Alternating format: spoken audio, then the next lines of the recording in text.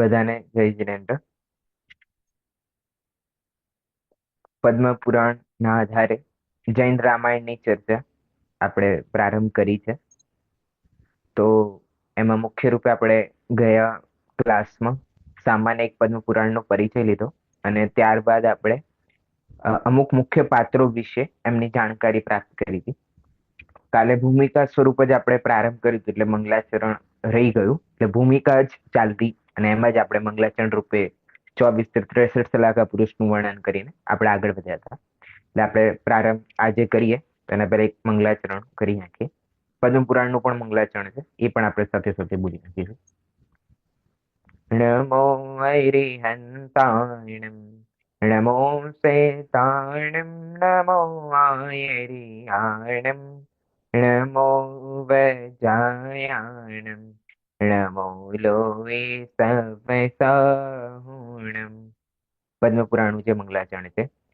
સૈતમ સંપૂર્ણ ભવ્યાર્થમ, સૈતે કારણમુત્તમમ, પ્રશસ્ત દર્શન ગાન ચારિત્ર પ્રતિપાદનમ, સુરેન્દ્ર મુકુટાશ્લિષ્ટ પાદા પદ્માન શુકેસરમ, પ્रणमामि મહાવીરમ લોકત્રિતય મંગલમ. અહીંયા મહાવીર ભગવાનને મંગલ સ્વરૂપ અહીંયા કર્યા છે. હવે આપણે જે પાછળના ક્લાસમાં ચર્ચા કરી હતી એ જ આપણે આગળ વધારીએ. પહેલા આપણે નોર્મલી પરિચય પ્રસ્તાવનાના આધારે જોતા હતા. તો અહીંયા પીડીએફ આપણે સામે આવી જશે ગ્રંથ, એટલે ઈઝી રહેશે. એ આપણે પ્રસ્તાવનામાં જે બિંદુ આપણે લીધા હતા એ જ એને જ આગળ બે પાત્રો હજુ જે બાકી છે એને લઈને આપણે રામ કહાનીના આધારે જે ગઈકાલે ચર્ચા કરી હતી કે પદ્મ પુરાણના આધારે ડોક્ટર સિદ્ધાંત પ્રભાજી ટડૈયાએ રામ કહાની લખી છે. તો એ રામ કહાનીના આધારે આપણે આગળ વધીશું.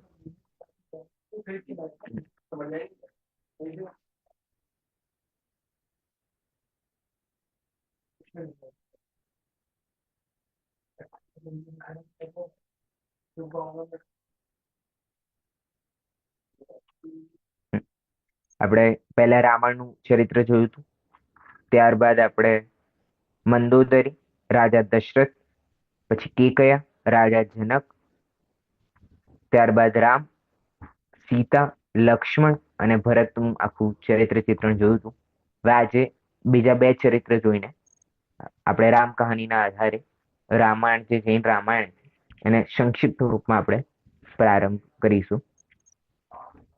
બધાને સ્ક્રીન મારા ખ્યાલથી દેખાતી હશે. ઓકે, આપણે હનુમાનનું જે ચરિત્ર છે ત્યાંથી આપણે પ્રારંભ કરીએ. 10મું ચરિત્ર છે. राम के कथानक में हनुमान का संयोग माणी कांचन संयोग है. वाल्मीकि ने हनुमान का जो वर्णन किया है वह असंगत तथा महापुरुष का अवर्णवाद है. હવે અહીંયા મહાપુરુષનો કેમ અવર્ણવાદ છે એનું કારણ કે છે કે ये वानर वंश के शिरोमणि तद्भव मोक्षगामी, એ જ ભવે મોક્ષની પ્રાપ્તિ કરવા વાળા વિદ્યાધર હતા. इनका साक्षात वानर के रूप में वर्णन करना अविचारित रम्य है. એટલે કે વિચારણીય નથી કે કેવી રીતે એમણે વાલ્મીકી રામાયણની અંદર જે પ્રચલિત છે એમાં કરી નાખ્યું. ખરેખર એ વાનર વંશના હતા અને વંશના જેમ કે રાક્ષસ વંશના રાવણ હતું, એવી રીતે વાનર વંશની અંદર હનુમાન હતા અને એ જ ભવે મોક્ષમાં જવા વાળા જીવ હતા, તદ્ભવ મોક્ષગામી હતા.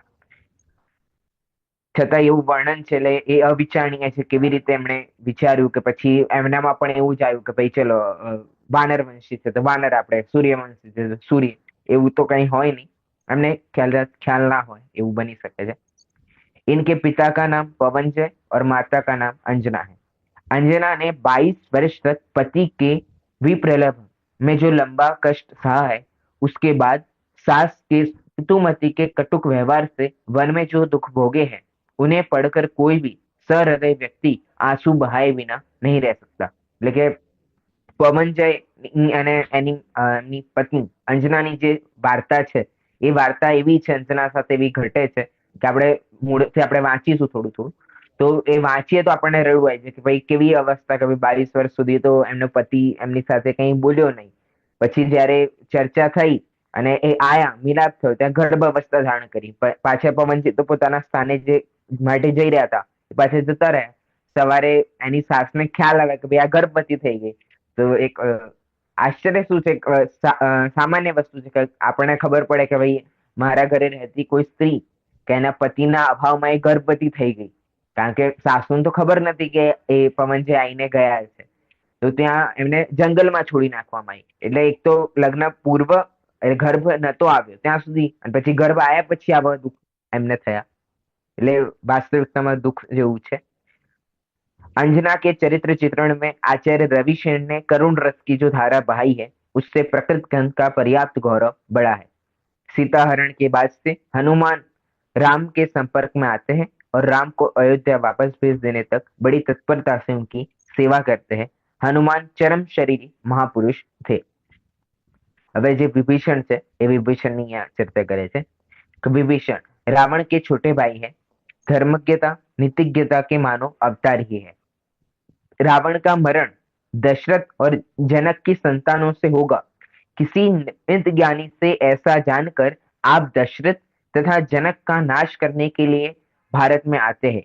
पर नारद की कृपा से दशरथ और जनक को पहले से समाचार मालूम हो जाता है, इसलिए वे अपने महलों से अपने ही जैसे पुतले स्थापित कर बाहर निकल जाते हैं. કે ભાઈ જે ઘટના છે આપણે આજે સ્ટાર્ટ થશે એમાં આવશે બધી ચર્ચા કે ભાઈ પહેલા દશરથને અને જનકના પુત્ર એટલે કે દશરથના પુત્ર રામ અને જનકની પુત્રી સીતા, આપણે જનકનું સીતાનું તો વર્ણન જોઈ ચૂક્યા છે. તો એ રામ અને સીતાના જયારે સંયોગ હશે, સાથે હશે, ત્યારે આવી બધી ઘટનાઓ થશે. એમના નિમિત્તથી થાય છે ને કે ભાઈ સીતાનું હરણ કરીને ગયા, પછી રામ ત્યાં આવ્યા, રામનો ભાઈ લક્ષ્મણ હતું, હવે એના વિયોગમાં તો એ રીતે આવું ત્યાં ઘટના બને છે, ત્યાં રાવણની મૃત્યુ થાય છે. તો ભાઈ એમના આધારે અહીંયા થાય છે એવું કે છે અહીંયા. એટલે આ વાત કોઈ નિમિત્ત જ્ઞાની મુનિરાજના આધારે, દિગંબર મુનિરાજના આધારે એમને એ વસ્તુ ખ્યાલ આવે છે. તો વિભૂષણ શું કરે છે કે ભાઈ હવે એ છે તો એમને એ રામ ઉત્પન્ન જ નહીં થાય તો પછી ક્યાં એવો કઈ સંયોગ થશે, એવું કઈ થશે નહીં. એટલે નિમિત્ત જ્ઞાની મુનિરાજ કહી રહ્યા છે કે આવું થવાનું છે, છતાંય વિશ્વાસ નથી એ વસ્તુમાં, અને એના વિપરીત ઉપર આપણે એ પરિણમન કરવા ઈચ્છે છે. અને આ વસ્તુ નારદના માધ્યમે જનકને અને દશરથને ખબર પડી જાય છે. એટલે પોતાનો બચાવ કરવા માટે પોતાના રાજ્યમાં પોતાના સિંહાસન ઉપર પોતાનું પુતલું બનાવીને મૂકી દે છે, અને એની મૃત્યુ એમના ગુપ્તચરો કરે છે. વિભીષણને આ વાત ખબર પડે છે અને વિભીષણ એમ માની લે છે કે એ બંનેની મૃત્યુ થઈ ગઈ છે, એટલે એ નિશ્ચિંત થઈ જાય છે. પછી જે થાય છે કે વિભીષણને અંદરથી એવું થાય છે કે મેં ખોટું કર્યું છે. પછી ત્યાં પ્રતિજ્ઞા લે છે કે હું કોઈ એવા વ્યક્તિને નહીં મારું કે જેને ખરેખર ભૂલ ના હોય. એટલે પછી એ બધી ચર્ચા આવશે, આપણે આગળ ધીરે धीरे લઈશું. એટલે विभीषण उन पुत्रों को सचमुच दशरथ और जनक समझकर तलवार से उनके सिर काट कर संतोष कर लेते हैं.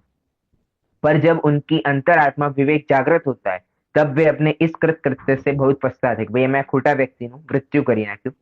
रावण सीता को हर कर लंका ले जाता है, तब विभीषण उसे शक्ति भर समझाते हैं. એટલે કે જેટલી શક્તિ હતી વિભીષણના કે જેટલું સમજાવી શકતો એટલું સમજાવે છે. अंत में जब नहीं समझता है और उल्टा विभीषण का तिरस्कार करता है तब उसे छोड़ राम के पास आ जाते हैं. राम उनकी नैतिकता से बहुत प्रसन्न होते हैं. इस प्रकार हम एक माँ के उदर से उत्पन्न हुए राम और विभीषण अंधकार और प्रकाश के समान विभिन्न रूपों में पाए जाते हैं. એટલે કે એવું ના હોય કે ભાઈ એક માતાના બે પુત્રો છે અને બંને પુત્રો સરસ જ નીકળે, આનંદદાયી જ નીકળે, એવું બનતું નથી. એવું ઘણું ઓછું બને છે. હા, એટલે સોરી, એવું બની પણ શકે છે અને ના પણ બને, કારણ કે જે રીતે અહીંયા વિભીષણ છે અને રાવણ છે, તો રાવણ સીતાના હરણમાં આનંદ માને છે અને વિભીષણ આ વસ્તુને ખોટું માને છે. એટલે આવું બની શકે છે. એવી રીતે અહીંયા વાત કરી છે. હવે આપણે આગળ રામ કહાનીના આધારે અહીંયા લઈશું. હવે અહીંયા જે રામ કહાની છે એ ડોક્ટર સુધામ પ્રભાજી ટડૈયાએ લખી છે.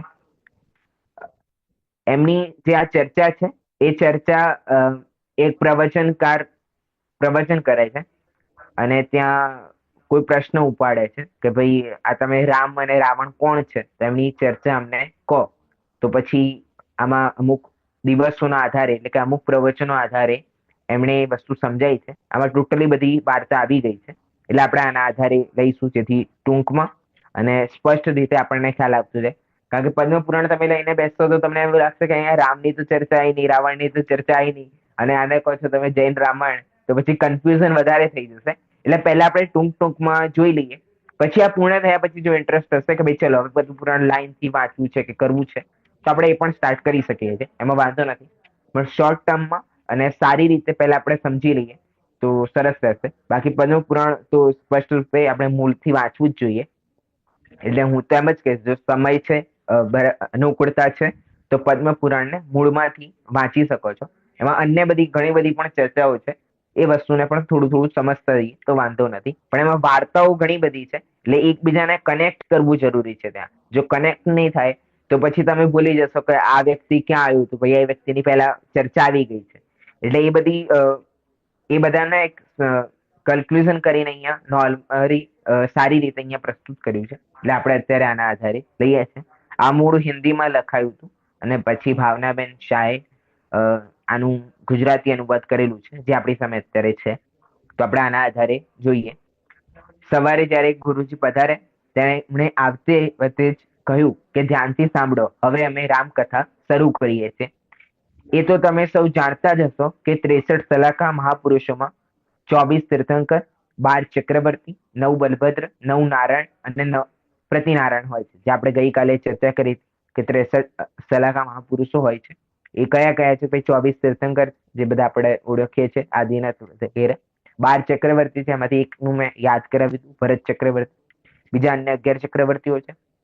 પછી 9 બલભદ્ર છે, 9 નારાયણ છે, 9 પ્રતિનારાયણ છે. એમાંથી આપણે આ ત્રણેયના જે પાત્ર છે એ આઠમા જે નારાયણ અને પ્રતિનારાયણ ને આઠમા બલભદ્ર છે, એમના આધારે આખી આ રામાયણ છે. એટલે એ જ છે, રામ બલભદ્ર છે, રાવણ જે છે પ્રતિનારાયણ છે, લક્ષ્મણ જે છે એ નારાયણ છે. એની હવે ચર્ચા અહીંયા કરે છે આગળ. બલભદ્ર નારાયણ ભાઈ ભાઈ જ છે, તથા પ્રતિનારાયણ ત્રણ ખંડના માલિક અર્ધ ચક્રવર્તી સમ્રાટ હોય છે. કે જે બલભદ્ર અને નારાયણ હોય છે એ બંને ભાઈ ભાઈઓ હોય છે. અને જે પ્રતિનારાયણ છે એ ત્રણ ખંડનો અધિપતિ અર્ધ ચક્રવર્તી સમ્રાટ હોય છે. અર્ધ ચક્રવર્તી સમ્રાટ પ્રતિનારાયણને યુદ્ધમાં હરાવી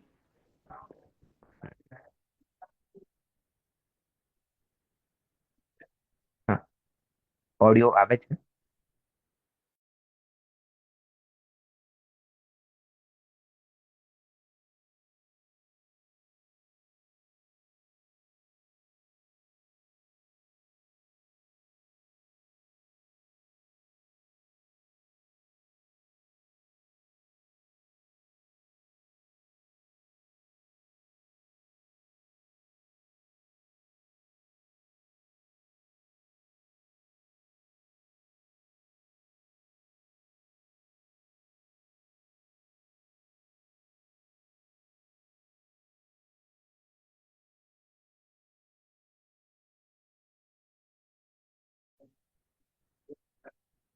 હા, હવે અવાજ આવે છે મારો? હા, ઓકે. કોમલબેન, તમારી પાસે પીડીએફ છે તો તમે શેર કરી શકો છો. એકચ્યુઅલી મારું જે સેકન્ડ ડિવાઇસ છે બંધ થઈ ગયું છે. ઓકે. જ્યાં સુધી થાય છે ત્યાં સુધી આપણે આગળ વાંચીએ. નોર્મલી જ છે, વાર્તા છે, એટલે વાંધો નહીં આવે. હમ, થઈ ગયું. તો હું જ કરી નાખું છું.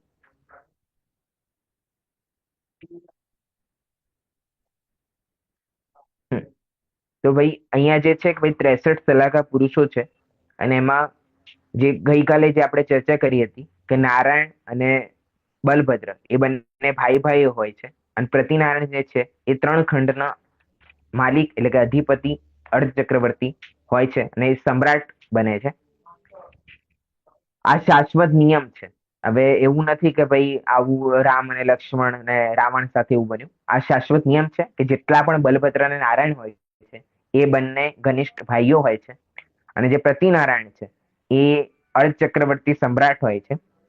અને એમને યુદ્ધમાં હરાવીને, પ્રતિનારાયણને યુદ્ધમાં હરાવીને રાવણ અર્ધ ચક્રવર્તીનો સમ્રાટ એ બને છે. હવે આગળ અહીંયા કે છે કે આ શાશ્વત નિયમ છે. રામ, લક્ષ્મણ અને રાવણ ભરત ક્ષેત્રના આ અવસર્પિણી કાળના આ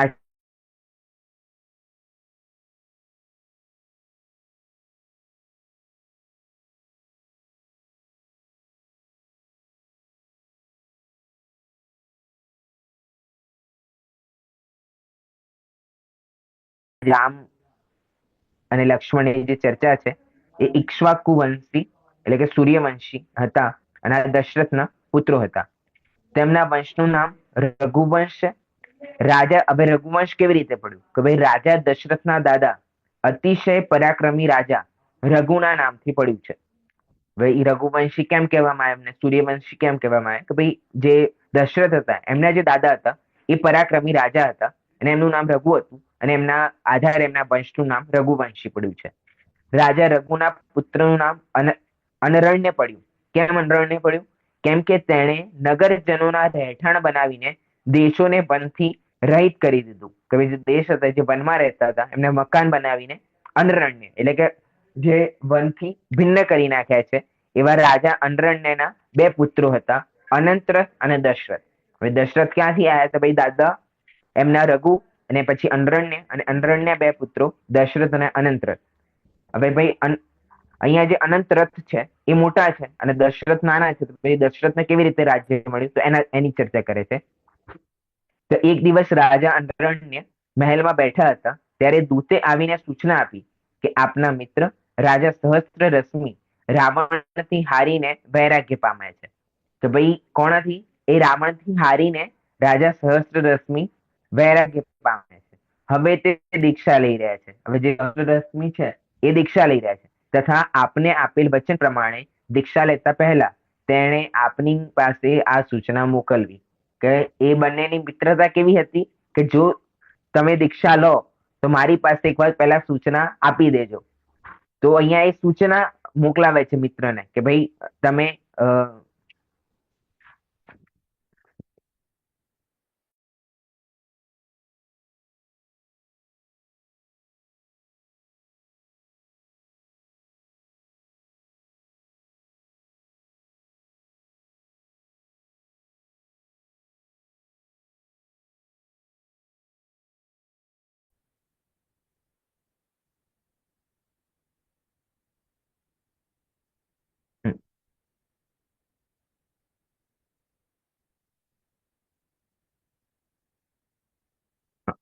પેજ નંબર આમાં 10 છે.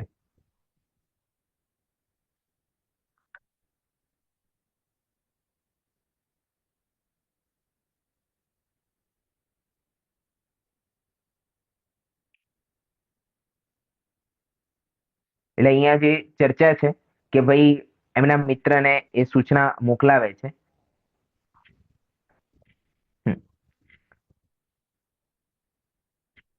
નીચે હા લાસ્ટ સેકન્ડ પેરેગ્રાફ.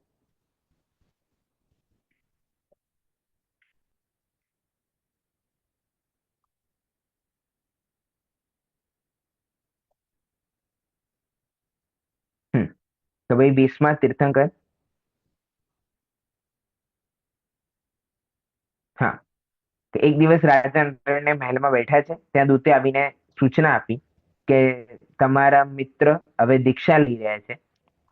તો પછી અહીંયા કહે છે કે ભાઈ મિત્રના વૈરાગ્યના સમાચાર સાંભળીને અંડરને રાજા પણ દીક્ષા લેવા માટે તૈયાર થઈ ગયા. ભાઈ કેવી સૂચના કે ભાઈ મારા મિત્ર દીક્ષા લઈ રહ્યો છે તો હમણે પણ હવે વૈરાગ્ય આવી ગયું કે હવે મારે આ સંસારમાં રહેવું નથી. હવે મારે શું કરવું છે? હવે મારે દીક્ષા લેવી છે. હવે આપણે વિચારીએ કે આપણને કેટલા બધા આવા સમાચાર મળતા હોય છે કે અહીંયા દીક્ષા થઈ રહી છે, અહીંયા દીક્ષા થઈ રહી છે, પણ આપણે કેટલા એમના માટે આપણને વૈરાગ્ય આવે છે કે નહીં? આપણે તો ઉપરથી ઉત્સવમાં છીએ કે ભાઈ ચલો હા કઈ ઉત્સવ થશે તો અમે ઉત્સવમાં જઈશું, ત્યાં ખાઈશું, ત્યાં આવા કાર્યક્રમો જોઈશું. તો ખરેખર એ દિગંબરત્વનું માન છે, સન્માન છે કે અપમાન છે? આપણે વિચારવું જોઈએ કે આપણે શું કરવા માટે જઈ રહ્યા છે કે કોઈ વૈરાગ્ય ધારણ કરીને એ દિગંબર ધર્મને અંગીકાર કરીને મોક્ષમાં જવાનું છે અને આપણે ત્યાં ભોગ વિલાસનો વિકલ્પ કરીએ છીએ કે મને એવા કાર્યક્રમ જોવા ત્યાં મળશે કે મને ક્યાંક સારું ખાવા મળશે, ત્યાં મીઠાઈ મળશે, ત્યાં આ જોવા મળશે, તે જોવા મળશે. એ નથી વિચારતા કે ત્યાં વૈરાગ્ય ધારણ કરીને એ જે મોક્ષમાં જવા માટે આગળ વધ્યો છે હવે હું એ દશાને કેવી રીતે પ્રાપ્ત કરીશ. જ્યાં સુધી એ વિકલ્પ નથી આવતો ત્યાં સુધી આપણે માત્ર આપણા ભોગ માટે જ એક રૂપે ગયા છે કે મારે જોવું છે કે આવું છે તેવું છે. એટલે વિચારવું જોઈએ કે આપણે ભોગ માટે એ જોવા જઈએ છે કે વૈરાગ્ય માટે. જો ભાઈ એમ મિત્રના વૈરાગ્યના સમાચાર સાંભળીને રાજા અનંત રથને દીક્ષા લેવાના પરિણામ આવી ગયા છે અને પોતાના મોટા પુત્ર અનંતરથને બોલાવીને કહ્યું કે હું આ દુઃખમય સંસારથી પાર ઉતરવા મુનિવ્રત લેવા માંગુ છું, તેથી હવે તમે રાજ્ય સંભાળો. હવે જે અનરણ્ય હતા એમણે શું કહ્યું કે ભાઈ હવે તમે મોટા પુત્ર છો તો તમે આ રાજ્યને હવે સંભાળો. તો તથા એ સિવાય તમારે બીજી કોઈ ઈચ્છા હોય તો પણ કહી દો કે ભાઈ આના સિવાય પણ બીજી કોઈ ઈચ્છા છે તમારી તો મને કહી દો. તો આ સાંભળીને વૈરાગ્યચિત અનંતરથ બોલ્યા કે શું કહ્યું આપે કે ભાઈ હવે તમે શું કહ્યું કે બીજી કોઈ ઈચ્છા હોય તો કે કોઈ અન્ય ઈચ્છાઓનું તો શું કહેવું. ઝડપી વિમાન પણ ક્યાંક ને ક્યાંક તો રોકાય જ જાય છે. કે જે ઝડપી વિમાન છે એ પણ નિશ્ચિત રૂપે ક્યાંક ને ક્યાંક તો રોકાઈ જાય છે. એ નિરંતર ચાલતું નથી, એ ક્યાંક ને ક્યાંક રોકાય છે. તો સ્વપ્ન પણ જાગ્રત અવસ્થામાં પોતાની ગતિ બંધ કરી લે છે. વિચાર શૃંખલા પણ કોઈ એક કેન્દ્ર બિંદુએ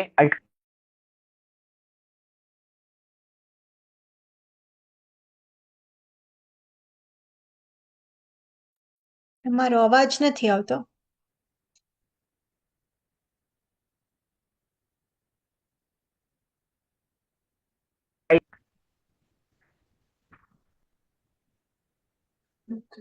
તમારો અવાજ નથી આવતો. તમારો અવાજ નથી. હેલો. હા, હવે આવે છે અવાજ.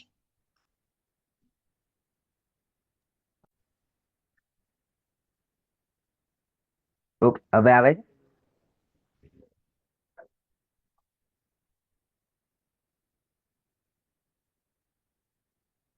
હેલો.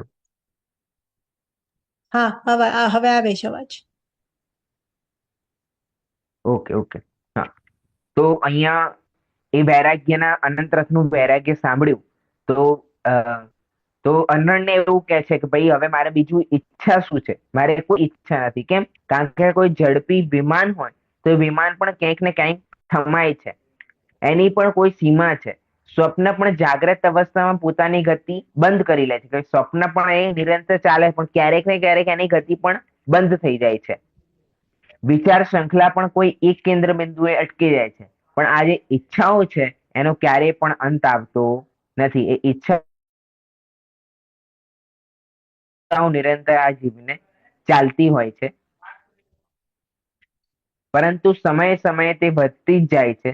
એક ઈચ્છા પૂરી થઈને કે બીજી ઈચ્છા ઉત્પન્ન થઈ ગઈ. તેથી હવે હું પણ આપની સાથે એ જ માર્ગે આગળ વધવા ઈચ્છું છું જ્યાં ઈચ્છા ઉત્પન્ન જ ન થાય. કે ભાઈ હવે હું કેવા માર્ગ ઉપર જાઉં છું કે જ્યાં કોઈ પણ પ્રકારની ઈચ્છા છે નહીં.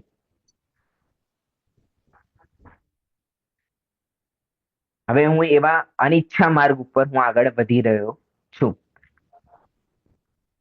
હવે પછી એ કહે છે કે રાજા અંડરને દ્વારા ઘણું સમજાવતા છતાં પણ યુવરાજ અનંતરથ પોતાના નિર્ણય પર અડગ રહ્યા. કે ભાઈ આવું ઘણે બધું સમજાવ્યું કે ભાઈ એમના પિતાએ કે હવે તમારી દીક્ષા લેવાની કોઈ ઉંમર નથી, આ નથી, તે નથી. છતાંય એ પોતાના નિશ્ચય ઉપર દ્રઢ નિશ્ચય ઉપર રહ્યા કે હું તો તમારી સાથે જ ચાલીશ કે જ્યાં ઈચ્છાઓનો અભાવ થશે. ત્યારે રાજ્યલક્ષ્મીથી અત્યંત નિષ્ફળ રાજા અંડરને પોતાના 1 મહિનાના પુત્ર દશરથને રાજલક્ષ્મી સોંપીને મોટા પુત્ર અનંતરથ સાથે અભયસેન મુનિ પાસે જઈને દિગંબરી દીક્ષા ધારણ કરી. કયા મુનિ પાસે જઈને? અભયસેન મુનિરાજના. હવે દશરથ પાસે કેવી રીતે આવ્યું? કારણ કે એમના મોટા જે પુત્ર હતા એમણે ના પાડી નાખી. એમણે પહેલા શું કહી દીધું કે ભાઈ હવે તો હું જઈશ નહીં.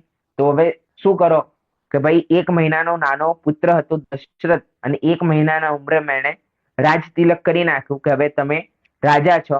એ પ્રમાણે દશરથને આ રાજ્ય અયોધ્યાનું મળ્યું છે. અને એમના દાદા સોરી એમના પિતા અને એમના મોટા ભાઈ એ બંને અભયસિંહ મુનિ પાસે જઈને દિગંબરે દીક્ષા ધારણ કરે છે. એ તો સાચું જ છે કે સંસારથી ઉદાસ વૈરાગ્ય પ્રવૃત્તિ વાળા નિર્મોહી વ્યક્તિઓની વૃત્તિ એવી અદ્ભુત જ હોય છે. આવી અદ્ભુત જ એમની વૃત્તિઓ હોય છે. રાજા અંડરને મુનિ બનીને ઘોર તપસ્યા કરી અને બધા કર્મોનો નાશ કરીને મુક્તિ સુંદરીને પ્રાપ્ત કરી. ત્યારે તેમના મોટા પુત્ર મુનિ બનીને પૃથ્વી પર વિહાર કરવા લાગ્યા. કે ભાઈ રાજા અંડરને જે હતા એમણે તો તપ કર્યું અને મુક્તિ દશાને પ્રાપ્ત કરી નાખ્યા. અને જે એમના મોટા ભાઈ હતા એ તો હજુ પૃથ્વી પર વિહાર જ કરી રહ્યા હતા. અને એ પણ ક્લેશ રહિત 22 પરીક્ષાનું પાલન કરવાથી તેઓ અનંત વીર્ય ના નામે જાણીતા થયા અને થોડા સમય પછી તેમણે પણ મોક્ષ પ્રાપ્ત કર્યો. તેમના નાના ભાઈ રાજા દશરથ માતાની દેખરેખમાં મોટા થયા, કારણ કે હવે તો કોઈ છે નહીં, એમની માતા એકમાત્ર છે. એમની માતાની દેખરેખમાં એ ઉછર્યા અને સુખપૂર્વક રાજ્ય કરવા લાગ્યા. હવે રાજા દશરથના અહીંયા 4 લગ્ન થયા છે. હવે 4 લગ્નમાં તેમની પત્નીઓના નામ આ પ્રમાણે છે. અપરાજિતા, જેમનું બીજું નામ કૌશલ્ય છે. કૌશલ્ય નામ વધારે આપણે જાણીએ છીએ, પણ આમ મૂળ નામ તો અપરાજિતા છે. અને પછી કૌશલ્ય પણ એમને કહીએ છીએ. સુમિત્ર, કૈકઈ અને સુપ્રભા, જેમનાથી એટલે કે અપરાજિતા એટલે કે કૌશલ્યથી રામ, સુમિત્રાથી લક્ષ્મણ, કૈકઈથી ભરત અને સુપ્રભાથી શત્રુઘ્ન, આ 4 પુત્રોની ઉત્પત્તિ થઈ છે. સમ્યક દ્રષ્ટિ પરમ વૈભવશાળી રાજા દશરથ પોતાના રાજ્યને તણકલા સમાન તુચ્છ માનતા હતા. રાજા દશરથ પણ એવા હતા કે એમના પિતાએ તો દીક્ષા લઈ લીધી હતી, એમના મોટા ભાઈએ પણ દીક્ષા લઈ લીધી. હવે જો રાજા દશરથ પણ મોટા હોત તો એ પણ નિશ્ચિત રૂપે દીક્ષાના માર્ગ ઉપર આગળ વધ્યા હોત. પણ એમની વૃત્તિ પણ કેવી હતી કે કોઈ રાજ્યમાં કોઈ વૃત્તિ નથી. પણ હવે એ નાના 1 મહિનાના હતા એટલે ત્યારથી રાજ્ય ધીરે ધીરે મોટા થયા તો રાજ્ય સંભાળતા સંભાળતા થયા. પણ છતાંય એમના રાજ્યમાં તણખલા માત્ર પણ તુચ્છ માનતા હતા. અને ધાર્મિક પ્રવૃત્તિ વાળા દશરથે ઘણા નવીન મંદિરો બનાવ્યા અને જૂના મંદિરનો જીર્ણોદ્ધાર એમણે કરાવ્યો હતો. એકવાર જ્યારે રાજા દશરથ રાજ્યસભામાં તત્વ ચર્ચા કરી રહ્યા હતા. રાજ્યસભાઓમાં પણ શું કરતા હતા? તત્વ ચર્ચા. કારણ કે જ્ઞાનીઓની પ્રવૃત્તિ જ હોય છે કે જ્યાં રહેશે ત્યાં નિશ્ચિત રૂપે તત્વોની ચર્ચા કરતા હશે. તત્વ એટલે એવું નથી કે ભાઈ જીવ આશ્રય બંધ સંબંધ નિદ્રા મોક્ષ આ 7 તત્વો વિશે જ કોઈ ચર્ચા કરતા હોય. પણ જૈન સિદ્ધાંતોને આપણે એક નોર્મલી તત્વ ચર્ચાના નામે જાણીએ છીએ કે જેટલા પણ જૈન સિદ્ધાંતો છે કોઈ પણ સિદ્ધાંતના સંદર્ભિત ચર્ચા કરી રહ્યા છે. અને ત્યાં એ 7 તત્વ જ છે. એટ ધ એન્ડ કોઈ પણ તમે સિદ્ધાંત ઉઠાવશો એ 7 તત્વના રિલેટેડ જ છે. એટલે એને આપણે તત્વ ચર્ચા કહીએ છીએ. ક્યાંક પૂતગલની ચર્ચા છે, નહીં તો જીવની ચર્ચા છે. પૂતગલ એટલે આશ્રયની ચર્ચા છે, બંધની ચર્ચા છે, કે જે સંબરોની ચર્ચા કરી રહ્યા છે, કોઈ મુનિરાજની ચર્ચા કરી રહ્યા છે, નિર્જરાની ચર્ચા છે. અને ક્યાંક મુક્તિ રમાને પ્રાપ્ત કરવા માટે જે સિદ્ધાંતોની ચર્ચા થઈ રહી છે એટલે એ તત્વ ચર્ચા આપણે કહીએ છીએ. કે રાજ્યસભામાં તત્વ ચર્ચા એ કરી રહ્યા હતા ત્યારે નારદજી આવ્યા અને એકાંતમાં જણાવ્યું કે 3 ખંડના સમ્રાટ અર્ધચક્રી દશાનનને સાગર બુદ્ધિ નામના નિમિત્ત જ્ઞાનીએ બતાવ્યું. કયા મુનિએ? સાગર બુદ્ધિ નામના મુનિએ બતાવ્યું કે તેમની મૃત્યુ દશરથના પુત્ર અને જનકની પુત્રીના નિમિત્તથી થશે. જે સાંભળીને દશાનન એટલે રાવણ, જેને આપણે રાવણના નામે ઓળખીએ છીએ, એ દશાનન એટલે કે દશાનન ચિંતામાં પડી ગયો અને અર્ધચક્રી દશાનનને ચિંતિત જોઈને તેમના નાના ભાઈ વિભીષણે તેમને આશ્વાસન આપ્યું કે તમે ચિંતા કરો નહીં. કોણ? વિભીષણ કોણ હતો? એમનો નાનો ભાઈ હતો. એમણે કહ્યું કે તમે ચિંતા ના કરો, હું એ બંનેને એટલે કે પુત્ર પુત્રી થતા પહેલા જ મારી નાખીશ. એટલે કે એમને પુત્ર પુત્રી થાય એના પહેલા જ હું રાજા દશરથ અને રાજા જનકને મારી નાખીશ. પછી વાસ પણ નહીં રહે અને બાંસુરી પણ નહીં. એટલે કે જે બાંસ भी नहीं रहेगी ના બસ બાંસુરી रहेगी. એટલે જયારે વાસ નહીં હોય તો બાંસુરી કેવી રીતે બનશે? એટલે વાસ એટલે લાકડી, જે લાકડીમાં વાંસુરી બને છે, વાંસળી બને છે એ. ત્યારે બંનેના કુલ રૂપાદી લક્ષણોથી અપરિચિત વિભીષણ ઘણા સમયથી બધા રાજ્યોમાં ફરી રહ્યો. હવે એવું તો નથી કે ભાઈ જગતનું પ્રત્યેક માણસને બધા લોકો ઓળખતા હોય. રાજા દશરથ ને રાજા જનક તો પોતપોતાના રાજ્યના એક રાજા રૂપે હતા અને આ તો 3 ખંડનો અધિપતિ. તો કોઈ એક ખંડના, એ પણ એક નાના રાજ્યના, એક નાના શહેરના એ રાજા, તો એમણે કેવી રીતે ઓળખતા હોય? એટલે હવે વિભીષણ કરે શું કે ભાઈ દરેક ગામે ગામે જાય, દરેક શહેરોમાં જાય અને ત્યાં ચર્ચા કરે. ભાઈ રાજા દશરથને કોઈ ઓળખે છે, રાજા જનક વિશે કોઈ જાણે છે, તો કોઈ જાણતું હોય તો એના રાજ્ય સુધી પહોંચાય અને એ વ્યક્તિ સુધી પહોંચી શકાય. કારણ કે રંગરૂપથી તો એમણે ક્યારેય જોયા હતા નહીં. તથા ઈચ્છાનુસાર વેશ બદલનાર પોતાના કુશળ જાસૂસોને પણ તમને ને બંનેને શોધવા માટે મોકલ્યા. હવે એમના ઘણા ગુપ્તચર પણ હોય, એમને પણ પહેલા મોકલ્યા. પરંતુ હજી સુધી તમારા બંનેની ઓળખાણ તેમને થકી થઈ શકી નથી. આ નારદ દશાનનને નારદ દશાનંદની જે આખી જે ચર્ચા છે એ રાજા દશરથને અહીંયા કહી રહ્યા છે. પરંતુ હજી સુધી તમારા બંનેની ઓળખાણ તેમની થકી થઈ શકી નથી. તેથી મને ભ્રમણશીલ જાણીને તેઓએ પૂછ્યું કે શું તમે આ પૃથ્વી પર દશરથ અને જનક નામના કોઈ બે વ્યક્તિઓને જાણો છો? તેમનો ખોટો અભિપ્રાય સમજીને મેં તેમને કહ્યું કે હું તમને શોધીને બતાવીશ. એટલે એમણે એમ કહ્યું કે ભાઈ જો મને મળશે તો હું તમને જણાવીશ. આ વિભીષણ જ્યાં સુધી તમારા વિશે કોઈ ઓળખાણ ન મેળવી લે ત્યાં સુધી તમે પોતાની જાતને સંતાડીને ગુપ્ત રૂપે રહેવા લાગો, કે જ્યાં સુધી આ ઓળખી ના લે ત્યાં સુધી તમે પોતાની જાતને છુપાવી લો, જેથી તમને કોઈ ઓળખી શકે નહીં. આ પ્રમાણે રાજા દશરથને સતર્ક કર્યા બાદ પછી નારદ રાજા જનક પાસે ગયા અને તેમને પણ ઉપર પ્રમાણેના સમાચાર આપીને સતર્ક કરી નાખ્યા. પહેલા રાજા દશરથને કહ્યું નારદે, અને પછી એ જનક પાસે ગયા અને જનકને પણ કહ્યું કે ભાઈ તમારી પુત્રીના નિમિત્તથી અને રાજા દશરથના પુત્રના નિમિત્તથી જે 3 ખંડનો વર્તમાનમાં અધિપતિ છે એવા દશાનંદની મૃત્યુ થવાની છે. એવા કોઈ સાગર બુદ્ધિ નામના જે મુનિરાજ છે એવા એમને પોતાના નિમિત્ત જ્ઞાનથી એમણે જણાવ્યું છે અને એમના નાના ભાઈ વિભીષણ તમને બંને શોધી રહ્યા છે મારવા માટે. રાજા દશરથે પોતાના વિશ્વાસુ સ્વામી ભક્ત સમુદ્ર હૃદય નામના મંત્રીને બોલાવ્યા અને આખી ઘટના બતાવી. કારણ કે ભાઈ એ કોની સાથે ચર્ચા કરે? ભાઈ જે મંત્રી હોય, જે વિશ્વાસુ મંત્રી હોય એની સાથે આ ચર્ચા કરી. ગંભીર સમુદ્ર હૃદય કંઈક વિચારીને બોલ્યા કે આપ કોઈ ઓળખી ન શકે એ પ્રમાણે વેશ બદલીને આ ધરતી પર રહો, બાકીની વ્યવસ્થા હું સંભાળી લઈશ. રાજ્યભાર વિશ્વાસુ મંત્રીને સોંપીને રાજા તો નગરની બહાર જતા રહ્યા. મંત્રીએ રાજાના રૂપ આકારનું એક જીવતું લાગે એવું પૂતળું બનાવ્યું, કે એકદમ જીવંત લાગે એવું પૂતળું બનાવ્યું. તેની અંદર લાખનો રસ વગેરે ભરીને લોહીની રચના કરી તથા તે પૂતળાને રાજાની જેમ જ સિંહાસન પર બેસાડી દીધું. દૂરથી જોવાથી તે તેમનું પુતળું દશરથ જેવું જ લાગતું હતું. તેથી કોઈને જરા પણ શંકા થઈ નહીં, કારણ કે આ વાત માત્ર સમુદ્ર હૃદય જે નામનો જે મંત્રી હતો એ જ જાણતું હતું ને દશરથ જાણતા હતા, બાકી કોઈ જાણતું હતું નહીં. રાજા જનકના મંત્રીએ પણ આમ જ કર્યું. હવે જે રાજા જનકનો જે મંત્રી હતો એમણે પણ આવી રીતે પ્રવૃત્તિ કરી અને સંસારની સ્થિતિના જાણકાર બંને રાજાઓ પૃથ્વી પર છુપાતા છુપાતા સામાન્ય પ્રજાની જેમ ભટકતા ગયા. હવે હવે જે આ પ્રવચનકાર રૂપે અહીંયા વાર્તા કહી છે તો અહીંયા સામે વિદ્યાર્થીઓ બેઠા છે. એટલે કે આ સાંભળીને તાર્કિક પ્રકૃતિ વાળો અનુરાગ, એટલે વિદ્યાર્થી છે અનુરાગ, કોઈ પાત્ર નથી રામાયણનું.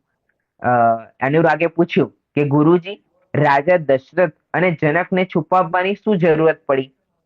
તેઓ તો રાજા હતા અને દુશ્મનોનો સામનો કરી શકતા હતા. હવે બોલ, આપણને પ્રશ્ન થાય કે ના થાય? આવો આપણે તો ભાઈ ઠીક છે, વાર્તા કઈ છે એટલે આપણે સાંભળી લેવાની. પણ ખરેખર તો જૈન આગમ એવું છે કે ભાઈ પરીક્ષા પ્રધાની છે. જ્યાં સુધી પરીક્ષા થઈ શકે ત્યાં સુધી નિશ્ચિત રૂપે પરીક્ષા કરવી જોઈએ. જ્યાં પરીક્ષા ના થઈ શકે તો આગમને આપણે પ્રમાણ માનવું જોઈએ.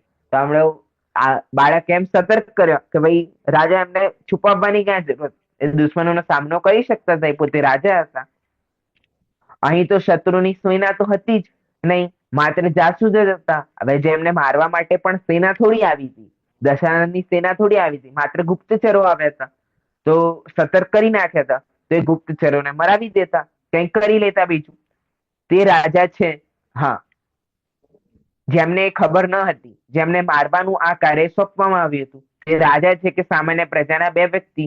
તો પછી રાજા દશરથ અને જનકને પોતાની સુરક્ષાની વ્યવસ્થા કડક બનાવવાની જગ્યાએ વેશ બદલીને નગરની બહાર રહેવાનું કેમ યોગ્ય માનવું? પછી ગુરુજી અહીંયા કહે છે કે તમારી શંકા યોગ્ય જ છે, કેમ કે વીરનો ધર્મ તો યુદ્ધ ભૂમિમાં હિંમતની સાથે સામનો કરવાનો છે. કે ભાઈ વીર તો કોણ છે કે યુદ્ધ ભૂમિમાં હિંમતની સાથે સામે રહીને યુદ્ધ કરે, પીઠ પાછળ નહીં. ભાગેને સંતાપવાનો નહીં, અને ભાગીને સંતાઈ જવાનું પણ વીરોનું કાર્ય છે નહીં. પરંતુ રાજા દશરથ તથા જનક પોતાની તથા દશાનંદની શક્તિઓને સારી રીતે જાણતા હતા, કે એમની જે શક્તિ છે એ સારી રીતે જાણતા હતા. તેઓ જાણતા હતા કે દશાનંદ અર્ધચક્રી સમ્રાટ છે. એ કોણ છે? એ અર્ધચક્રી સમ્રાટ છે, 3 ખંડનો અધિપતિ છે. અને અમે બંને તો પોતપોતાના બસ રાજ્યના રાજા, નાના રાજા છીએ. હવે મારા જેવા તો કેટલાય રાજાઓ એમના અંડરમાં આવે છે, એટલે હું એમનો ક્યારે સામનો કરી શકીશ? ભાઈ ક્યારે નહીં. 3 ખંડના મોટા મોટા શક્તિશાળી ભૂમિ ગોચરી અને વિદ્યાધર રાજાઓ તેમને આધીન છે. તેમના પિતા અંડ્રણ્યના પરમ મિત્ર બળવાન સહસ્ત્ર રશ્મિને હરાવીને પોતાને આધીન કર્યા હતા. બોલો, સહસ્ત્ર રશ્મિની ક્યાં ચર્ચા આવી? પહેલા આપણે ચર્ચા કરી નાખી કે સહસ્ત્ર રશ્મિની વૈરાગ્ય થયું, એટલે કે એને રાવણે હરાવ્યો, દશાનને હરાવ્યો, અને એની સૂચના કોના પાસે આવી હતી? અંડ્રણ્ય પાસે. અંડ્રણ્ય કોણ હતા? એમના મિત્ર. અંડ્રણ્યને શું થયું કે હવે એને પણ વૈરાગ્યનો ભાવ આવ્યો, એટલે એમના પુત્ર અનંતરથને કહ્યું કે અનંતરથ, હવે તમે રાજ્ય સંભાળો. તો પછી અનંતરથે શું કર્યું કે ભાઈ મારે તો ઈચ્છાનો હવે અભાવ કરવો છે. તો પછી રાજ્ય કોણે આપ્યું? કે રાજ્ય અહીંયા દશરથને ત્યાં મળે છે, કે જ્યાં દશરથ માત્ર 1 મહિનાના હતા. આવી રીતે આપણે કનેક્ટ રાખવો પડશે, નહીં તો કનેક્ટ નહીં રાખીએ તો વાર્તા ખાલી વાંચવા માત્ર થશે, કથા માત્ર સાંભળવા માત્ર થશે, ખ્યાલમાં નહીં આવે કે ક્યાંથી કોની કેવી રીતે અહીંયા ચર્ચા કરી છે. એટલે અહીંયા જણાવે છે ગુરુજી કે જો દશરથના દાદાના મિત્રને આવી રીતે કરી શકે છે તો આપણી તો શું સામર્થ્ય? આપણી કોઈ સામર્થ્ય છે નહીં. આપણી એટલે જે દશરથ અને જનક બંને જે રાજાઓ છે એમની. તેથી આપણે એ જ યોગ્ય સમજવું જોઈએ કે પોતાનાથી શક્તિશાળી વ્યક્તિ સાથે વગર વિચારે યુદ્ધમાં ઉતરવું તે સમજદારીનું કામ નથી. હવે યુદ્ધમાં ઉતરવું આપણે પ્રેરણા પણ લેવી જોઈએ. યુદ્ધમાં એટલે હવે આપણે ઘણી વખત નહીં, કોઈ ચર્ચા ચાલતી હોય, આપણને મુદ્દો ક્યાંય ખ્યાલ નથી, બસ એક પોઈન્ટ ક્યાંક આપણા મગજમાં છે અને ક્યાંકથી સાંભળ્યો છે, હવે આપણે વાદ વિવાદ ઉપર ઉતરી જઈશું કે ભાઈ ના, આવું જ થાય, આવું જ થાય, તમને શું ખબર પડે, આવું કેવી રીતે? એટલે ખરેખર તો આપણે સમજ છે નહીં, તો પછી આપણે ક્યારેય પણ યુદ્ધ ભૂમિમાં ઉતરી જવું જોઈએ નહીં, એટલે કે વાદ વિવાદમાં લાગવું જોઈએ નહીં. એ વાદ વિવાદમાં નથી લાગતા અને વસ્તુને સમજી રહ્યા છો તો તમે બુદ્ધિમાની છો, નહીતર તમે ખોટા વાદ વિવાદમાં લાગી રહ્યા છો તો તમે મૂર્ખ જ છો. શત્રુના, હવે અહીંયા જોઈએ કે શત્રુના જેવી જો પોતાનામાં શક્તિ ન હોય તો યુક્તિથી પ્રાણની રક્ષા કરવી તેમાં જ બુદ્ધિમાની છે, કે એ જગ્યાએ આપણે શાંત રહેવું એ જ બુદ્ધિમાનીનું કાર્ય છે. આ સમયે સામનો કરવાથી તેમના જીવનનું તો જોખમ જ હતું, વળી વ્યર્થમાં બંને બાજુની સેનાનો પણ નાશ થત. વ્યર્થમાં બંને બાજુની જે સેનાઓ હતી એમનો પણ નાશ થઈ જાત. ધર્માત્મા દશરથ અને જનકને અકારણ માણસોનો સંહાર યોગ્ય ન લાગ્યું, તથા તેમણે પોતાના બુદ્ધિમાન મંત્રીઓની સલાહ માનીને જે કાર્ય કરવું એ યોગ્ય જ કર્યું. મુશ્કેલી કોના પર નથી આવતી? મોટા મોટા સમ્રાટોને પણ સંતાઈને પોતાના જીવનની રક્ષા કરવી પડે છે. ધિક્કાર છે આ જીવનને, કહેતા ગુરુજી એકદમ ગંભીર થઈ ગયા અને ગંભીર ગુરુજી મૌન થઈને એક શ્રોતા બોલાવ્યો. અને એ પછી શું થયું ગુરુજી? પછી કોઈ શ્રોતાએ બોલ્યો કે ભાઈ એના પછી શું થયું ગુરુજી? તો ગુરુજીએ ધીરેથી કહ્યું, હવે કાલે આ પ્રમાણે પ્રથમ દિવસની સભા અહીંયા સમાપ્ત થાય છે. બરાબર છે? બધાને અત્યાર સુધી ખ્યાલમાં આવી ગયો? ઓકે, તો હવે જે બીજો દિવસ છે આપણે અત્યારે સ્ટાર્ટ કરીએ કે આવતી ક્લાસમાં કરવું છે? નેક્સ્ટ ક્લાસમાં કરે સ્ટાર્ટ. એ કરીએ ટાઈમ છે સ્ટાર્ટ. ઓકે, હા 20 છે. હા. તો હવે અહીંયા બીજો દિવસ જે છે એ આપણે સ્ટાર્ટ કરીએ.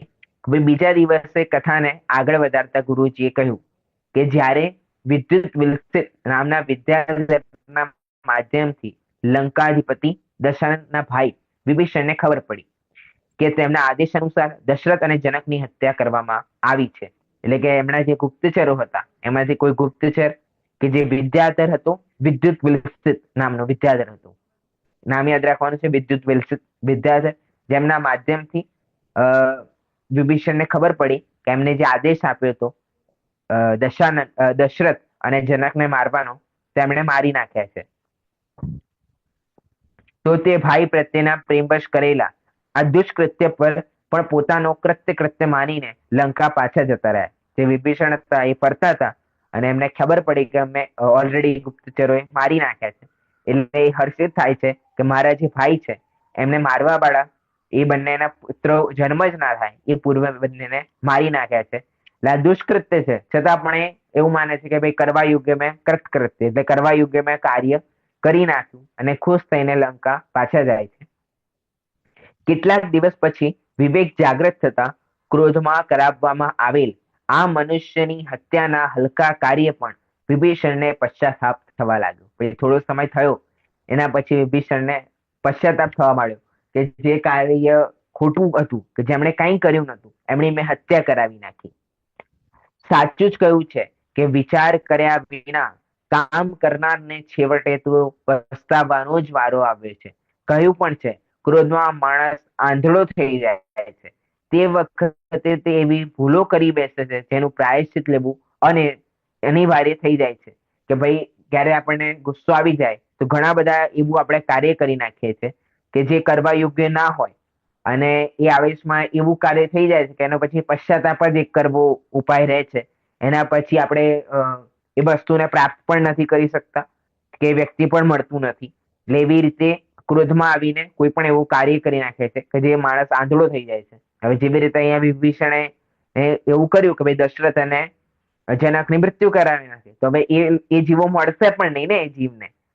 એટલે ભાઈ જીવો પણ અહીંયા ગુમાવી બેઠા છે. એટલે વિભીષણ મનમાં જ વિચારે છે કે ભાઈના પ્રેમ વશમાં મેં તો બંનેને વ્યર્થ જ મારી નખાવ્યા. હવે આપણે બીજી શિક્ષા પણ લેવી જોઈએ કે આપણે ક્યારેક ક્રોધમાં આવી જઈએ તો કોઈ તરત નિર્ણય ના લેવો જોઈએ, કે કોઈ તરત જ આપણે એના ઉપર કોઈ કાર્ય ના કરી નાખવું જોઈએ. કારણ કે એ સમયે આપણે ક્રોધમાં છે, ક્રોધના આવેશમાં છે. એ સમયે બુદ્ધિ નથી ચલાવી રહ્યા કે શું વાસ્તવિકતામાં થવું જોઈએ. માત્ર એક ક્રોધ કશાયની આવેશમાં છે ને એ સમયે નિશ્ચિત રૂપે એક ખોટું કાર્ય થશે. એટલે કોઈ પણ કાર્ય કે કોઈ પણ નિર્ણય લેતા પહેલા સામાન્ય સ્તરમાં જ્યારે હોઈએ આપણે, કે જ્યારે કશાયોની તીવ્રતા એટલે કે કશાય આપણે સમાપ્ત તો થઈ જાય તો પછી કોઈ સવાલ જ નથી, પણ કશાયોનું સ્તર અત્યારે જે છે તો એક સામાન્ય સ્તર હોય ત્યારે આપણે કોઈ પણ પ્રકારનો નિર્ણય લેવો જોઈએ. હવે અહીંયા કે ભાઈ એ બંનેના વ્યર્થમાં મરાવી નાખ્યા છે. શું ક્યારે હવે વિચારે છે વિભીષણ, શું ક્યારે સિંહને પણ ગાયથી ખતરો હોઈ શકે? આવું કેમ વિચાર્યું? કેમ કે ભાઈ રાજા દશાનન એ 3 ખંડનો અધિપતિ, અને દશરથ અને જનક એ તો એક નાના રાજ્યોના રાજા હતા. એ ક્યાં દશાનન સિંહ જેવો, અને એ ક્યાં ગાય જેવા. એ ગાયથી ક્યારે સિંહને ડર હોય? પછી કેવી ઉપમા આપે છે બીજું, શું કીડી ક્યારે હાથીનો સામનો કરી શકે? કીડી એ હાથીનો સામનો કરી શકે ક્યારે? ના. તો પછી આ બધું શા માટે? કયા કયા બિચારા તે અલ્પ શક્તિના ધારક ભૂમિ ગોચર્યો, અને કયા પાતાળમાં સ્થિત ચારે બાજુથી સુરક્ષિત અલંકારોદયમાં વસેલા અને અર્ધચક્રી રાજા દશાનન ક્યાં તેમની જ રાજ્ય સીમામાં આવવા વાળા, તેમની જ કૃપા પર જીવવા વાળા તે નાના નાના રાજાઓ કોઈ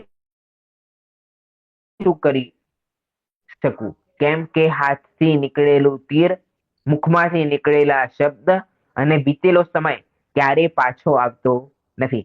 કોઈ હાથમાંથી જો તીર નીકળી ગયું અને કોઈને વાગી ગયું તો પછી પાછું આવવાનું છે નથી. અને મુખમાંથી વાણી નીકળી ગઈ, કોઈને કઈ ખોટું બોલી નાખ્યું તો પછી એ પાછા બોલ લેવાની શક્યતા છે નહીં. અને બીતેલો સમય, અને કોઈ સમય બીતી ગયો અને પછી આપણને એમ થાય કે આપણો અભ્યાસ પહેલા કરી નાખવો જોઈએ, તો ફરી સમય મળવાનો છે નહીં. એટલે ભૂતકાળ પાછો આવી શકતો નથી, પરંતુ તેમાંથી જરૂર શીખી શકાય છે. ભૂતકાળ પાછો આવતો નથી, પણ એમાંથી ઘણી બધી શિક્ષાઓ આપણે લઈ શકીએ છીએ. તેથી અહીંયા વિભીષણ સંકલ્પ કરી નાખે છે. આ હજુ તો રામ જન્મ થયા નથી, ખાલી દશરથના અને જનકના મૃત્યુના સમાચાર એને મળ્યા છે.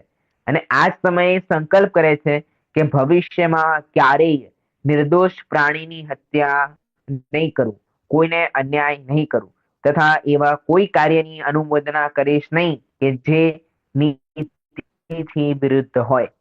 હવે આ વિભીષણે ક્યારે રાજા દશરથ અને જનકના પુતળાને ખાલી મારીને, એટલે એવું તો એમને તો એવા જ સમાચાર મળ્યા કે મરી ગયા છે, એમણે તો લાઈવ જોયું નતું.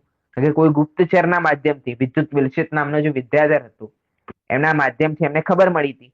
એટલે અહીંયા એમ કે છે કે ભાઈ હવે હું કોઈ નિર્દોષ પ્રાણીની ક્યારેય હત્યા નહીં કરું, અને અન્યાય ક્યારેય નહીં કરવા દઉં, અને કોઈ એવા કાર્યની અનુમોદના પણ નહીં કરું કે જે નીતિથી વિરુદ્ધ હશે. એટલે અહીંયા જયારે લાવે છે ને સીતા, રાવણ સીતાને લઈ આવે છે તો એ નીતિના વિરુદ્ધ છે, તેની અનુમોદના પણ નથી કરતા. અને વિભૂષણ ત્યાં સમજાવે છે. અને પોતાનો ભાઈનો વિરોધ કેમ કરી રહ્યા છે? કારણ કે એમણે પૂર્વમાં જ પહેલે પ્રતિજ્ઞા લઈ લીધી હતી કે હું આ પ્રતિજ્ઞા લઉં છું અને હવે હું ક્યારેય આવું કરીશ નહીં. નીતિ અને ન્યાય માર્ગે ચાલનાર શત્રુને પણ મારા માટે ભાઈ સમાન જ ગણીશ, તથા કદાચિત મારો ભાઈ અનીતિ અન્યાયને માર્ગે હશે તો મારા માટે શત્રુ સમાન જ હશે.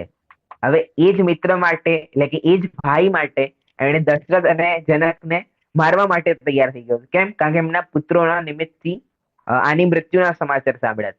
અને હવે અહીંયા શું કહે છે કે જો મારો ભાઈ પણ અનીતિ અન્યાયના માર્ગે હશે તો એ મારા માટે કેવો છે? એ મારા માટે શત્રુ સમાન જ છે. આ પ્રમાણે દ્રઢ નિશ્ચય કરીને ઉદ્વિગ્ન મનને શાંત કરવા માટે વિભીષણ જીન મંદિર જઈને સ્વાધ્યાય કરવા માંડે છે. પીડીએફ ઉપર મારામાં દેખાતું નથી. હા, હવે વધી. હા, નેક્સ્ટ વીક. હા, કે ભાઈ હવે એ મનમાં દ્રઢ નિશ્ચય કરે છે અને ઉદ્વિગ્ન મનને શાંત કરવા માટે વિભીષણ જીન મંદિર જઈને સ્વાધ્યાય કરવા માંડે છે. આ સાંભળીને કંઈક વિચારતા અનુરાગ બોલ્યો. અનુરાગ કોણ છે? ભાઈ જે છાત્ર છે બોલે છે, ગુરુજી, તો શું રાજા દશરથ અને જનકના મંત્રીઓની યોજના સફળ ના થઈ? કે ભાઈ જે રાજા દશરથ અને જનકના મંત્રીઓએ જે યોજના બનાવી હતી એ સફળ ના થઈ? કારણ કે ભાઈ તમે તો અહીંયા કહ્યું કે મરી ગયા છે અને તમે તો યોજના બનાવી હતી કે આવા પૂતળા લગાવીશું, આમને ફરવા દો તો કઈ થશે નહીં. તો શું તેઓ ઓળખાઈ ગયા? વિભીષણના જાસૂસોએ મારી નાખ્યા? તો અહીંયા ગુરુજી કહે છે ના, એમ નથી. રાજા દશરથ અને જનક તો સકુશલ હતા. તેમના મંત્રીઓની યોજના 100% સફળ રહી નહીં. 100% સફળ રહી, સોરી, કે જે મંત્રીઓની જે યોજના હતી એ 100% સફળ રહી. કેવી રીતે? કે વિભીષણના ગુપ્તચરોએ રાજા દશરથ અને જનકના પુતળાને મારીને એમ સમજ્યું કે ખરેખર રાજા દશરથ અને જનકની જ મૃત્યુ પામ્યા છે. તેમણે આ સમાચાર વિભીષણને આપ્યા હતા. ખરેખર એમના ગુપ્તચરોએ પુતળાને જ માર્યા હતા, કારણ કે એવા લાગી રહ્યા હતા કે સાક્ષાત એ જ છે. એમના પુત્રોને એમના પુતળાઓને એ મારીને એવું સમજ્યા કે રાજા દશરથ અને જનકની મૃત્યુ થઈ ગઈ છે, પણ ખરેખર એમની મૃત્યુ થઈ હતી નહીં. રાજા દશરથ અને જનકના મહેલમાં રોકકળ મચી ગઈ. તેથી વિભીષણ એટલે બધા રોવા માંડ્યા રાજા દશરથ અને જનકના મહેલમાં. જેથી એમના એટલે વિભીષણ અને જાસૂસને એ કાર્યમાં સફળતા થઈ છે એવું એમને લાગવા માંડ્યું અને તરત જ લંકા વહી ગયા. ભાઈ ખબર પડી ગઈ કે ચલો મૃત્યુ થઈ ગઈ છે, બધાનો રોવાનો અવાજ આવે છે, રાણીઓ રોઈ રહી છે, મંત્રીઓ બધા ઉદાસ છે, એનો અર્થ છે કે રાજાની મૃત્યુ થઈ ગઈ છે, હવે અમારું કાર્ય થઈ ગયું છે. ને પાછા લંકા નીકળી જાય છે, લંકા જતા રહે છે. જ્યારે મંત્રીઓ દ્વારા રાણીઓને ખબર પડી કે રાજા દશરથ અને જનક તો સકુશળ છે, પુતળાને મારવામાં આવ્યા હતા, એમ જાણીને તેઓ પણ શાંત થઈ ગયા. અને પછી જે રાણીઓ હતી એ પણ શાંત થઈ ગઈ, કારણ કે ખબર પડી ગયા તો માત્ર પુતળાને માર્યું છે, રાજા દશરથ અને જનક બંને કેવા જીવંત છે. રાવણની વાર્તા વિસ્તારથી જાણવામાં ઈચ્છુક વિનયે પૂછ્યું કે ગુરુજી, અર્ધચક્રી દશાનન કયા વંશના હતા? કારણ કે ભાઈ આનો વંશ તો તમે કઈ નાખ્યો, રઘુવંશ, તો ભાઈ દશાનંદ કયા વંશના હતા? તેમણે 3 ખંડને કેવી રીતે જીત્યા? તેઓ રાવણ કેમ કહેવાયા? કે ભાઈ એમને તો અમે રાવણ કહીએ છીએ, તમે દશાનંદ કહી રહ્યા છે, તો રાવણ કેવી રીતે ઓળખાયા? મહેરબાની કરીને તેમનો પરિચય અને વિસ્તારથી આપો. હવે જે રાવણ છે, જે દશાનંદ છે, એ દશાનંદની અહીંયા ચર્ચા કરે છે. ગુરુજી કહેવા લાગ્યા કે દશાનંદના પૂર્વજો પાસે લંકા અને અલંકારોદય એટલે કે પાતાળ લંકા બીજા તીર્થંકર અજીતનાથના સમયથી હતી. કોણ? બીજા અજીતનાથ ભગવાનના સમયથી હતી. અને રામ અને લક્ષ્મણ ક્યારે થયા છે? આપણે પૂર્વમાં પ્રસ્તાવનાના સમયે સમજ્યા હતા, મુનિશ્વરનાથ મુનિસુરત. ભગવાનના કાળમાં. હા, મુનિશ્વરનાથ ભગવાનના કાળમાં થયા છે. ના તો અજીતનાથના ભગવાનના કાળથી એમના વંશજોમાં એટલે કે પૂર્વ વંશજોમાં રાવણના પૂર્વ જે હતા એ બધાના રાજાઓની પાસે હતું લંકા અને પાતાળ લંકા જે છે એ. એક સમયની વાત છે, પૂર્વજો દ્વારા ચાલી આવતા વેરને લીધે રાજા સહસ્ત્રનયન અને રાજા પૂર્ણ મેઘમાં ભયંકર યુદ્ધ થયું. રાજા સહસ્ત્રનયને દ્વિતીય ચક્રવર્તી સમ્રાટ સાગરની મદદથી રાજા પૂર્ણ મેઘને યુદ્ધમાં મારીને તેના રાજ્યને જીતી લીધું. કે ભાઈ જે બીજો જે ચક્રવર્તી છે સાગર ચક્રવર્તી, એને રાજા પૂર્ણ મેઘને યુદ્ધમાં હરાવી નાખ્યા અને રાજ્યને જીતી લીધું. તેના માટે મેઘવાહનને મારવા માટે પીછો કર્યો અને મેઘવાહનને મારવા માટે એનો પીછો કર્યો. પોતાનો જીવ બચાવવા માટે મેઘવાહન દ્વિતીય તીર્થંકર અજિતનાથના સમોષણમાં જતા રહ્યા. પીછો કરતા કરતા સહસ્ત્ર નયન પણ ત્યાં પહોંચ્યો, પરંતુ તીર્થંકર ભગવાનના પ્રભાવથી અતિશયથી તેમનો વેરભાવ દૂર થઈ ગયો. જેમ આપણે સાંભળ્યું છે કે સમોષણમાં સિંહ અને ગાય સાથે બેસે, એટલે કે એમનો ઉપમા આપી છે ત્યાં કે ભાઈ ત્યાં કોઈ પણ પ્રકારનો વેર રહેતો નથી. એ પ્રમાણે આ બંનેનો વેર પણ નષ્ટ થઈ ગયો અને તેમણે શાંતિપૂર્વક ધર્મ શ્રવણ કર્યું. શત્રુથી ડરેલા વિદ્યાધર મેઘવાહનને જોઈ ત્યાં ઉપસ્થિત રાક્ષસોના ઇન્દ્ર ભીમને જાતિસ્મરણ થયું કે આ મેઘવાહન તો પૂર્વ ભાવમાં મારો પુત્ર હતો. હવે ત્યાં ઉપસ્થિત રાક્ષસોના ઇન્દ્ર ભીમને ને શું જાતિસ્મરણ થયું કે આ જે મેઘવાહન છે એ તો મારા પૂર્વ ભાવનો પુત્ર છે. અત્યારે શત્રુથી કમજોર હોવાને લીધે પોતાના રાજ્ય વૈભવથી વંચિત થયેલો છે, તે મહાદુખી છે. માટે પૂર્વજન્મના પુત્રના સ્નેહવશ તેમણે દુઃખ દૂર કરવા માટે મેઘવાહનને રાક્ષસ દ્વીપ અને રત્નમયી હાર આપતા કહ્યું કે તમે લંકાને પોતાની રાજધાની બનાવો અને શત્રુનો ડર હોવાથી અલંકારો દઈ, એટલે કે પાતાળ લંકામાં જઈને રહેજો, કેમ કે ત્યાં શત્રુનો પ્રવેશ દુર્લભ છે. હવે કોણે આપ્યું છે મેઘવાહનને? પૂર્વ ભવના પિતા ઇન્દ્ર ભીમે અહીંયા આપ્યું છે લંકા અને જે પાતાળ લંકા છે. હવે એમાં શું કહ્યું કે લંકાને તમે રાજધાની બનાવો અને પાતાળ લંકામાં તમે રહો, કારણ કે પાતાળ લંકા સુધી કોઈ પણ શત્રુ પહોંચી શકશે નહીં. વળી ભીમે તેમને ઘણી રાક્ષસ વિદ્યાઓ પણ આપી, જે લઈને મેઘવાહન ઈચ્છાનુસાર ચાલવા વાળા કામક વિમાનમાં બેસીને આકાશ માર્ગે લંકા ગયા. ત્રિકુટાચલ પર્વતની નીચે વસેલી દક્ષિણ દિશાના આભૂષણ સ્વરૂપ લંકા નગરીમાં મેઘવાહને પોતાની રક્ષામાં સમર્થ રાક્ષસોના ઇન્દ્ર ભીમ દ્વારા આપેલી વિદ્યાઓના બળથી ઘણા સમય સુધી સુખપૂર્વક રાજ્ય કર્યું. પછી પોતાના પુત્ર મહારક્ષને રાજ્ય આપીને દીક્ષા લઈ લીધી. પછી છેવટે શું કર્યું? જરાક એમના પુત્ર જે મહારક્ષ છે અજીતનાથ એમને જરાક અજીતનાથ ભગવાન થી આ જરાક સમજાવો તો આ બહુ બધા એમાં પાત્ર આવ્યા, જરાક નથી હા ક્લિયર. હા હા હવે અજિતનાથના ભગવાનના સમયમાં પૂર્ણમેઘ અને રાજા સહસ્ત્રનય એ બંનેમાં યુદ્ધ થયા. શેના માટે? લંકાના માટે. બરાબર, લંકા માટે યુદ્ધ એટલે થયા. અજીતનાથ તો ભગવાન ઇઝ ધ સેકન્ડ તીર્થંકર. હા, સેકન્ડ તીર્થંકર, બીજા તીર્થંકરની વાત સમયની વાત છે. એ સમયે આ બંનેમાં યુદ્ધ થયા અને એ સમયે બીજા જે ચક્રવર્તી હતા સાગર ચક્રવર્તી, તો સાગર ચક્રવર્તીની સહાયતાથી રાજા સહસ્ત્રનયને જે પૂર્ણમેઘ હતું એ પૂર્ણમેઘને હરાવી નાખ્યો.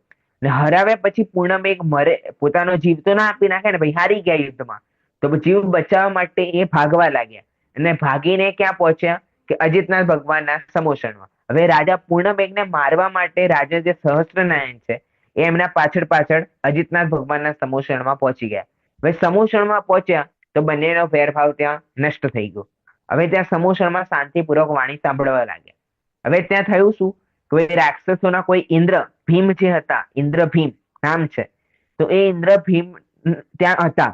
તો એમણે આ પૂર્ણમેઘને અહીંયા જોયો તો એમણે ખ્યાલ આવ્યો, એમણે જાતિસ્મરણ થયું કે આ તો મારા પૂર્વ ભવનો પુત્ર છે, આ ભવનો નહીં, પૂર્વ ભવનો પુત્ર છે.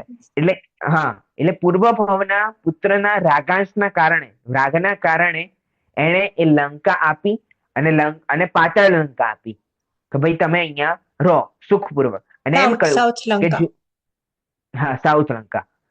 એટલે અહીંયા એમ કહ્યું કે ભાઈ જો તમને ક્યારેક એવું લાગે કે ભાઈ અમે ડરી ગયા છે, કોઈ શત્રુ આવી ગયા છે, તો તમે પાતાળ લંકામાં રહેજો. કેમ? કારણ કે ત્યાં શત્રુઓનો પ્રવેશ થશે નહીં, ત્યાં આવી શકશે નહીં.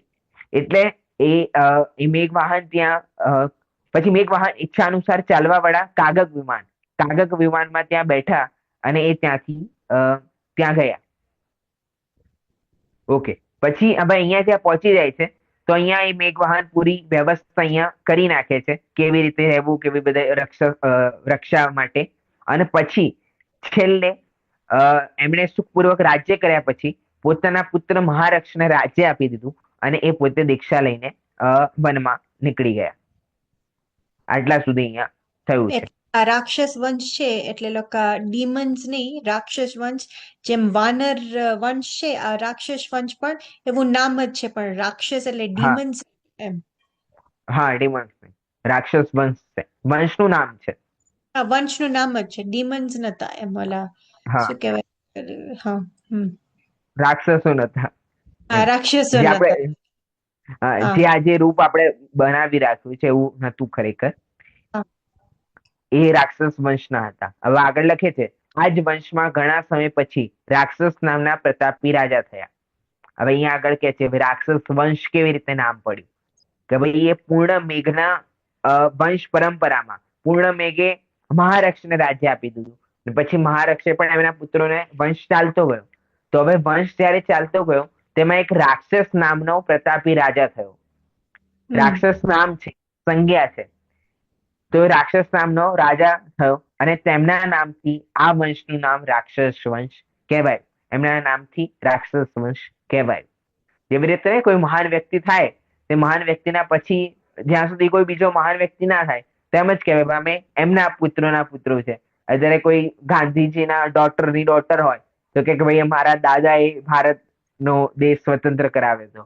તો એની પોતાની પહેચાન કોણ આધારિત કે મારા પરંપરામાં પૂર્વમાં જે મુખ્ય વ્યક્તિ થયું છે એના આધારે છે. એટલે અહીંયા રાક્ષસ નામનો જે પ્રતાપી રાજા હશે ને એમના નામે એમની વંશનું નામ રાક્ષસ વંશ અહીંયા પડી ગયું.